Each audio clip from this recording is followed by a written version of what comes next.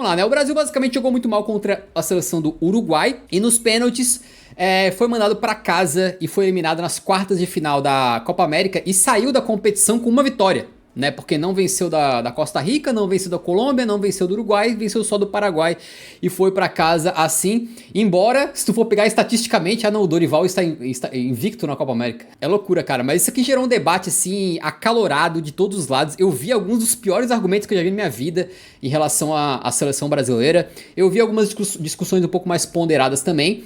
Mas, além da decepção com a seleção brasileira e desses papos de não, porque a geração é horrível, porque não tem mais craques, porque os jogadores do meio campo da Premier League são um problema, porque o Andreas Pereira falou isso e aquilo e tal. No final das contas, acho que faltou futebol mesmo, faltou campo e bola, faltou um time, né? Acho que foi uma competição em que, aquela coisa assim que a Maria falou mais cedo da França também, né, cara? Que, tipo assim, se o time inteiro joga mal, tem algum problema na montagem da equipe, nos treinamentos, no coletivo, não só individual, não adianta ficar massacrando o jogador individualmente, até porque muita gente fica criticando esse lance, não, joga em time pequeno da Premier League. Cara, esses jogadores da Premier League são excelentes, daqui a pouco vão estar tudo em time grande, Paquetá poder estar no Manchester City, o João Gomes está sendo especulado em time grande, o Bruno Guimarães a mesma coisa, todos eles vão estar jogando em time gigante daqui a pouquinho, né? Teria muita coisa pra falar, mas eu queria saber um pouquinho do Yuri e da Maria Clara, qual que é a sensação que fica, e depois a gente pode falar um pouco também das declarações, porque em termos de declaração, olha, poucas vezes eu vi tanta besteira falada por todos os envolvidos,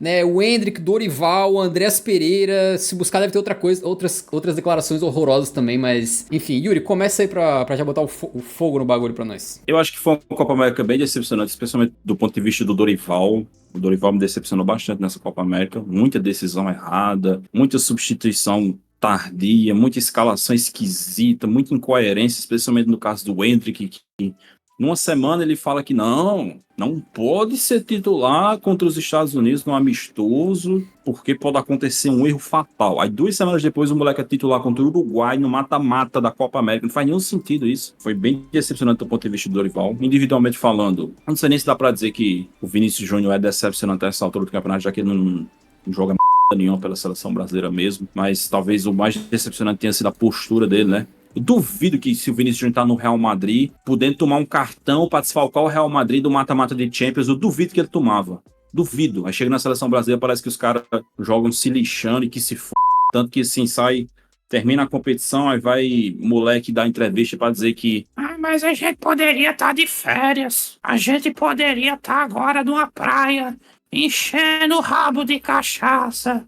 E ao invés disso, a gente tá aqui se arrastando. Como se fosse assim, meu Deus, estão obrigando eles. O Dorival Júnior pegou um AK-47 e foi lá na casa do Endrick e fez, bora jogar a Copa América. É pior do que obrigando, é como se eles estivessem fazendo um favor, né? Tipo assim, vocês têm noção de que eu poderia estar na praia e a gente tá aqui jogando por vocês, seus ingratos, sabe assim? O pior Era isso que eu ia falar, parece que é um favor. Isso, e sempre cai nisso, porra, toda vez que a seleção brasileira faz tem um vagabundo pra dizer, mas a gente poderia estar de férias.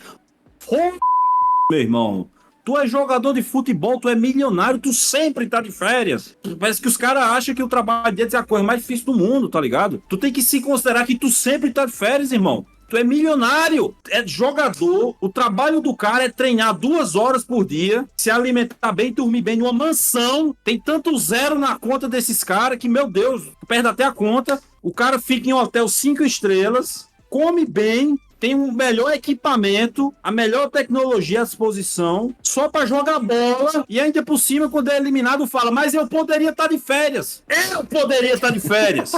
Se não tivesse Eurocopa e Copa América. Eu poderia estar jogando a DLC do Elden Ring. E eu não venho aqui falar isso, eu até falo, mas só às vezes. Então, assim, cara, além de toda a decepção esportiva, além de toda a tristeza na parte esportiva, a gente tem que lidar com esses caras que vestem a camisa da seleção brasileira, falando depois de cada vexame que tem acontecido. Eu acho que, pra mim, me marcou muito a entrevista do Endrick no pós-jogo, que ele falou assim, nós passamos 40 dias treinando no sol. Aí eu fiquei tão, assim, emocionado que eu até retirei todas as críticas depois dessa fala. É muito absurdo, né? Assim, tudo que eles falaram pós-jogo, pra mim, foi pior do que o resultado em si, sabe? Que já foi vergonhoso por si só. Eu acho que esse pensamento deles de nós contra eles e essas declarações depois é tudo sobre eles, sabe? Era a gente poderia estar de férias, a gente tá aqui treinando, a gente tá aqui se esforçando.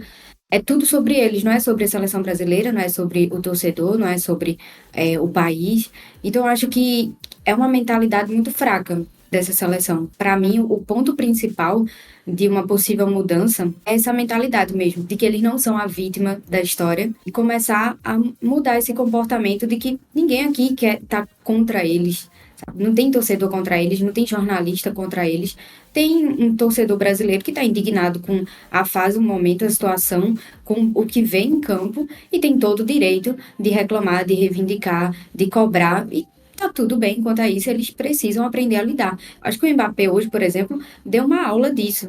Assumiu a responsabilidade da situação, do que aconteceu, da Eurocopa, e foi muito, muito respeituoso com a torcida, que é com quem tem que ser. Eu vi um outro vídeo, né, de um torcedor ali no hotel da seleção, e aí ele fala para Paquetá, né, depois da eliminação, eu vim do Brasil para cá, para isso. E aí Paquetá responde, a gente também. O torcedor fala, eu vim de casa, né, do Brasil para isso, e Paquetá fala, não, a gente também.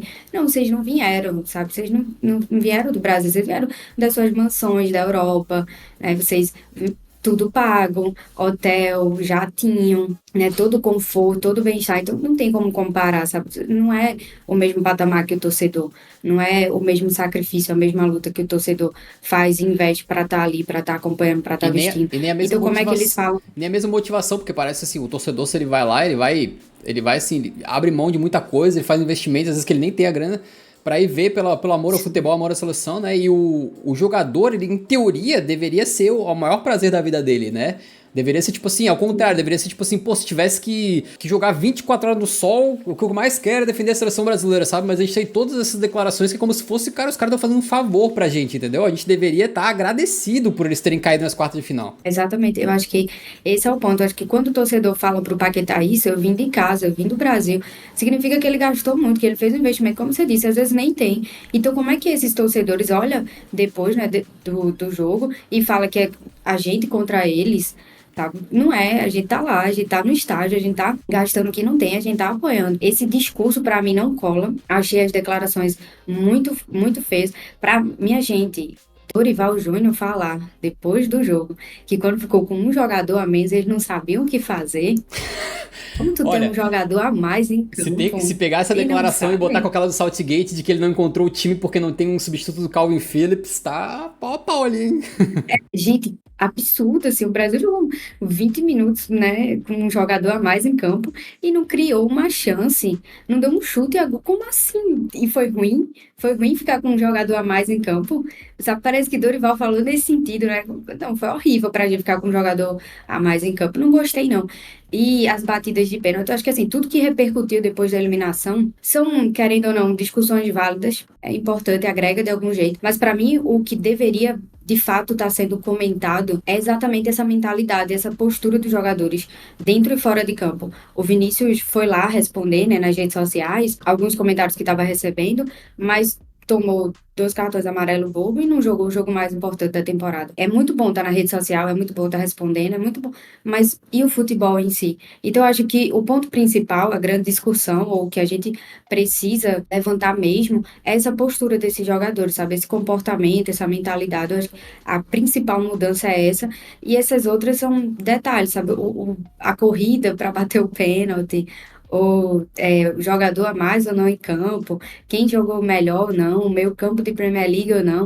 Eu acho que essas discussões são válidas, mas são a ponta do iceberg. Eu acho que para mim os problemas são mais internos, são mais sérios, é mentalidade, é postura, enfim. Mas muito decepcionada, obviamente, né? Porque cair numa fase dessa, o Brasil fez uma Copa América muito abaixo pro que a gente esperava, pelo que os jogadores apresentaram em seus clubes ao longo da temporada. Bruno Guimarães foi um dos melhores jogadores, se não o melhor jogador do Newcastle, né, durante a temporada, e não entrou em campo, né, pela Copa América, assim, horrível. Então, eu esperava muito mais, acredito todo mundo, né, apostava muito no Brasil nessa Copa América.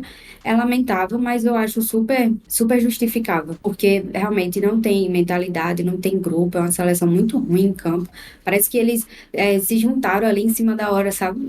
5 minutos antes de começar o jogo, vai ser esse time aqui, entra aí e fazer um jogo. Não tinha um grupo, não tinha um coletivo, parece que não tinha jogada ensaiada, muito, muito ruim de assistir. Esportivamente falando, é até bom que caia, né? Porque a gente não aguentava mais ver esse futebol horrível na Copa América, mas, enfim, como torcedora, logicamente é triste e lamentável, né? Torcer para que isso melhore. De declarações também, só pra gente terminar, cara, teve algumas que eu achei muito doideira. Esse post do Andrés Pereira aqui, cara, com todo respeito ao Andrés aí, né, um belo jogador, mas parece que ele tá tão desconectado com a realidade, assim, sabe? Ele meteu aquela assim, ó, cara, isso aqui cara, é inacreditável. O povo brasileiro tá pé da vida com a seleção. Aí ele meteu assim, ó, o que temos que saber é que somos mais de 200 milhões, que juntos ninguém pode nos parar.